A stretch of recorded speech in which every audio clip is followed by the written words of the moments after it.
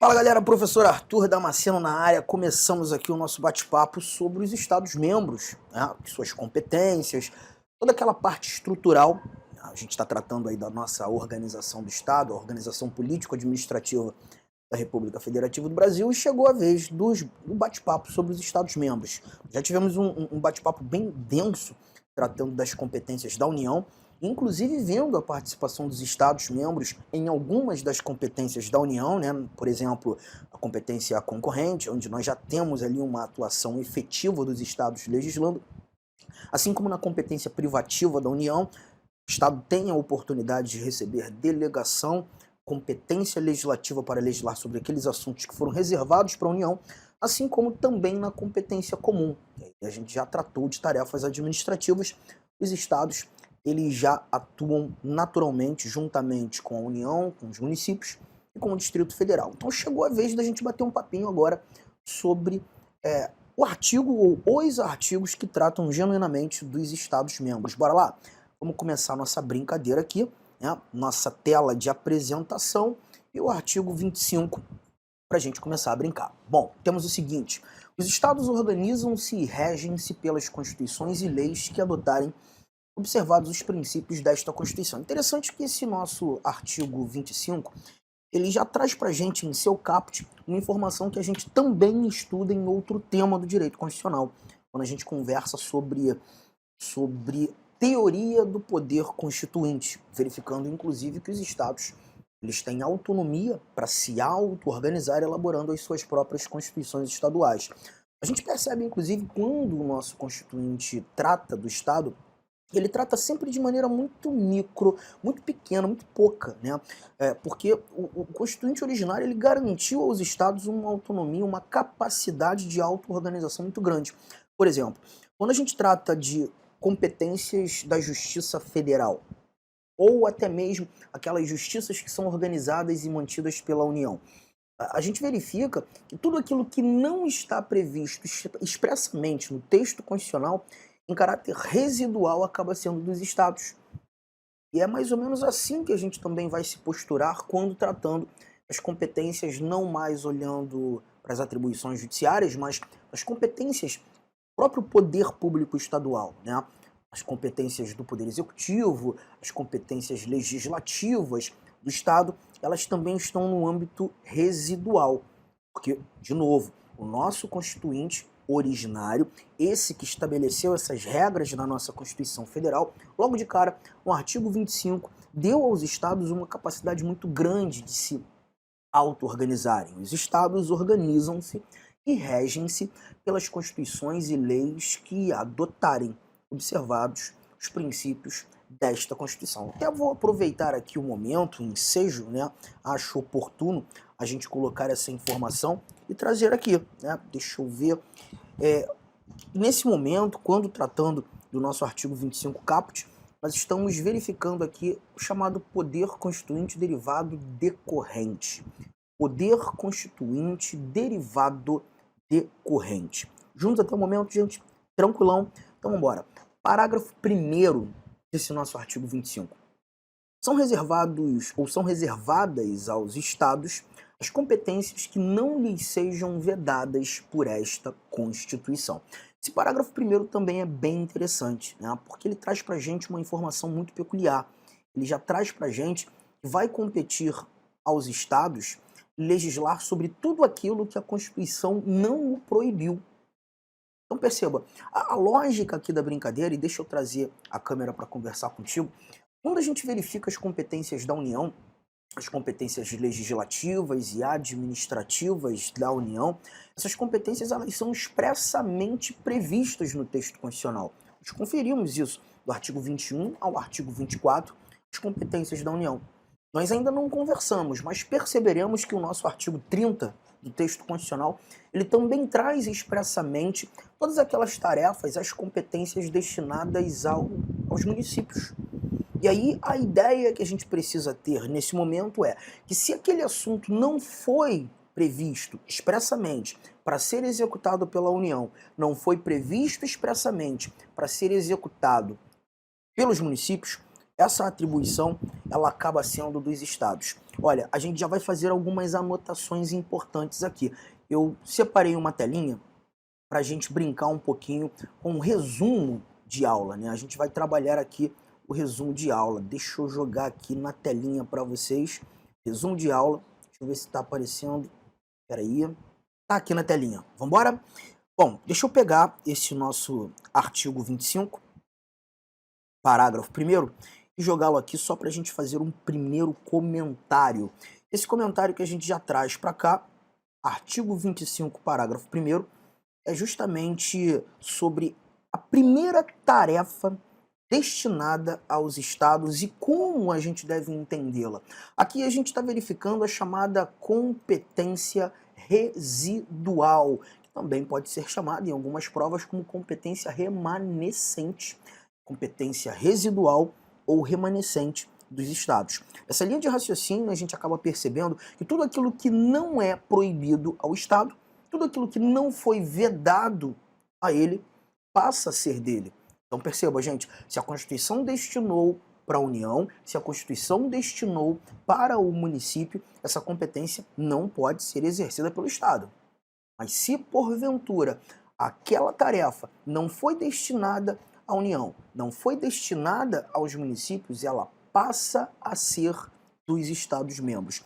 Essa é a primeira orientação do que tange as competências dos estados que a gente guarda. A tal da competência residual, também chamada de competência remanescente. Só que tem um detalhe importante. O nosso constituinte originário, ele não apenas garantiu essa competência residual aos estados. Nós não temos apenas esse campo da residualidade a ser abraçado pelos estados. Os próximos dois parágrafos que nós encontramos aqui no nosso artigo 25, eles vão trazer para a gente duas atribuições que foram expressamente previstas no texto constitucional. Parágrafo 2º, parágrafo 3º. E por que essas duas competências, esses dois parágrafos foram expressamente previstos, destinados aos estados, se porventura já entendemos que a regra geral das competências estaduais está no âmbito da residualidade. Porque se esses dois parágrafos não fossem aqui anotados, se eles não fossem aqui colocados, destinados aos estados, nós certamente entenderíamos que essas competências deveriam ser exercidas por outras unidades da federação. E você vai perceber comigo, lendo esse nosso primeiro parágrafo 2º. Cabe aos estados explorar diretamente ou mediante concessão os serviços locais de gás canalizado, na forma da lei, vedada a edição de medida provisória para sua regulamentação. A palavra mais importante desse teu parágrafo 2º, por incrível que pareça, é locais. A palavra locais. E por quê, Arthur? Porque quando a gente começar a trabalhar as atribuições dos municípios, e nós já discutimos algumas coisas relacionadas aos municípios quando tratando das competências da União, a gente percebe que os municípios, eles legislam sobre assuntos de interesse local, os municípios têm uma competência legislativa específica, que é legislar sobre todo e qualquer assunto que para eles apresentem o interesse local. Você lembra disso? Pois é, a palavra local, ela já nos remete ao município. Inevitavelmente a palavra local nos conduz a município. E aqui a gente está verificando, nesse nosso artigo de número 25, parágrafo 2º, a palavra local. Você pode até conferir aí agora na sua Constituição, eu infelizmente não tenho aqui para te mostrar nesse momento, mas o artigo 30 do texto constitucional, ele vai trazer para a gente 9 incisos que demonstram ali as competências dos municípios. E, salvo engano, o inciso 5º ele diz que compete aos municípios prestar os serviços de interesse local. Então nós temos uma administração municipal, nós temos um poder público municipal, uma máquina administrativa municipal competente para exercer suas funções. Toda e qualquer função, todo e qualquer serviço que apresente o interesse local. Só que nesse caso, quando lendo o parágrafo 2º, a gente percebe que aqui os serviços locais de gás canalizado não estão nas mãos dos municípios. Estes serviços passaram a ser competência dos estados. Então perceba, a anotação que a gente traz para esse parágrafo 2º, eu vou lançá-lo no seu material também, e a mesma informação vai servir para o nosso parágrafo 3º que nós não lemos. Eu já estou trazendo você aqui novamente no nosso resumo de aula, colocando aqui, ó, que nós temos a tal competência, ou competências enumeradas, é assim que nós chamaremos nosso artigo 25, parágrafo 2º, e também o nosso artigo 25, parágrafo 3º. Essas são as duas competências dadas aos estados que foram categoricamente apresentadas de maneira expressa no texto constitucional. E por quê, Arthur? Porque se nós não encontrássemos essas duas competências expressamente previstas no texto constitucional como de competência dos estados, certamente elas não seriam atribuições dos estados, elas seriam atribuições dos municípios. Ah, mas o parágrafo 3º você ainda não leu, ele também vai trazer para a gente essa informação do local, interesse local, atividade local, serviço local? Não, mas perceba o que nós encontramos aqui no nosso artigo 25, parágrafo 3º.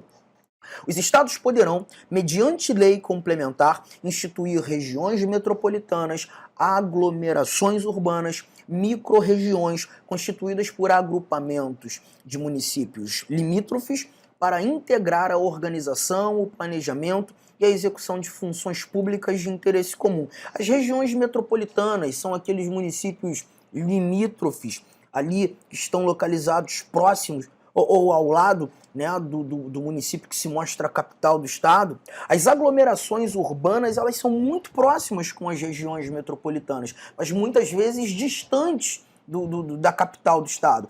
Um belo exemplo é lembrar da Baixada Santista, certamente você já ouviu falar ou até já teve a oportunidade de visitar.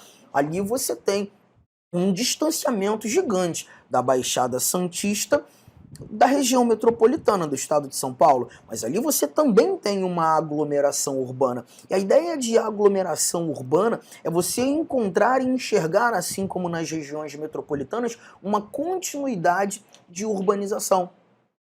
Então você tem essa continuidade. Não sei se você já reparou, e quando você está ali passeando pelos municípios que compõem a região metropolitana do teu estado, ou até mesmo os municípios que compõem uma aglomeração urbana, a única coisa que te faz perceber que você já está em outro município é que mudou a cor do poste, ou a cor do paralelepípedo, porque ali você tem uma continuidade urbana, o que a gente chama de conurbação. Agora, quando nós tratamos de uma micro-região, aí já é diferente. São aqueles municípios limítrofes que apresentam particularidades muito próximas, né? E muitas vezes localizados num determinado ambiente daquele estado. Mas olha que barato, gente. Seja uma região metropolitana, seja uma aglomeração urbana, seja uma micro-região, serão constituídas por agrupamentos de municípios limítrofes, municípios que fazem limite para integrar a organização, o planejamento e a execução de funções públicas de interesse comum. Só que nesse caso, ainda que você verifique aqui esse agrupamento de municípios limítrofes, pessoal, não é o município que tem ali a sua capacidade de querer participar ou de não mais participar. Os municípios não têm ingerência alguma nessa escolha. Compete ao Estado estabelecer quais serão os municípios que farão parte daquela região metropolitana, que farão parte daquela micro-região, que farão parte daquela aglomeração urbana, e os estados executarão esses serviços de interesse comum. Lembre-se que os serviços de interesse local, estes já são praticados pelos próprios municípios, mas quando o estado determina aquele ambiente como uma aglomeração urbana, como uma micro-região, ou até mesmo uma região metropolitana, ali o Estado tem obrigações, o Estado vai prestar serviços que sejam de interesse comum. Arthur, você pode me dar um exemplo? Saneamento. O saneamento básico é um serviço que se mostra de interesse comum, os municípios farão, mas os estados também têm as suas obrigações. Percebeu? Então, gente, voltando aqui nas nossas anotações das competências dos estados, percebi que o nosso artigo 25, parágrafo 1º, ele traz como regra geral a tal da competência residual. Aquela competência que vai dar ao Estado tudo aquilo que a Constituição não vedou ser dele. E esses outros dois parágrafos, artigo 25, parágrafo 2º, artigo 25, parágrafo 3º, trazendo para a gente as tais competências enumeradas, que são duas competências expressamente previstas e destinadas aos Estados, garantindo aos Estados essa capacidade de exercer tarefas que, se porventura não fossem anotadas aqui, certamente seriam tarefas destinadas aos municípios. Tamo junto até o momento, gente? Tá fácil, né? Agora a gente volta para o nosso material, examina mais uma vez os dispositivos constitucionais. O artigo 26 nós não falaremos agora. O artigo 26 eu vou deixar para tratar dele quando examinando o artigo 20 da Constituição. Nós faremos um bloco específico para tratar apenas dos bens da União e dos bens dos Estados. Então é muito melhor nós estudarmos os bens, juntando, reunindo informações acerca do artigo 20 com essas informações do artigo 26, os bens da União e os bens dos Estados. Chegamos ao artigo 27. Esse artigo 27 é um dispositivo que costuma dar trabalho para a gente. O caput do 127 ele já é um tanto quanto confuso. Ele começa a trabalhar um pouquinho acerca da estrutura do poder legislativo nos Estados. Olha o que nós encontramos nesse caput. O número de deputados à Assembleia Legislativa corresponderá ao triplo da representação do Estado na Câmara dos Deputados. E, atingido o número de 36, será acrescido de tantos quantos forem os deputados federais acima de 12. Está percebendo que é um parágrafo um tanto quanto confuso, né? Mas alguns detalhes a gente já consegue retirar dessa nossa informação. Vou pegar aqui esse caput do artigo 27 para fazermos as nossas anotações naquela nossa telinha do resumo de aula, tá? Quando a gente está lá nos estúdios da LAC, né, a gente consegue ter o nosso quadro branco. O nosso quadro branco aqui no nosso estúdio do Rio de Janeiro, a gente faz numa nossa telinha apropriada. E aí você nem precisa fazer anotações, você já recebe esse material. Tá aqui, ó, artigo 27. Artigo 27, nós iremos trabalhar o poder legislativo estadual. Aqui, verificando a ideia de um sistema unicameral. Arthur, melhora aí essa fala. Sistema unicameral, gente. Quando nós discutimos sobre o poder legislativo federal, o poder legislativo que é ali, né, representado pelo Congresso Nacional, nós encontramos dentro desse Congresso Nacional duas casas legislativas, a Câmara e o Senado. Todavia, quando trabalhando o poder legislativo nos estados, assim como também nos municípios e no Distrito Federal, nós já encontramos um sistema unicameral. Todo estado terá uma única casa legislativa que será composta pelos deputados estaduais. A composição dessas casas legislativas estaduais, as tais assembleias legislativas, nós começamos a entender com essa informação aqui. Olá, meus amigos, minhas amigas, eu sou o professor Lac.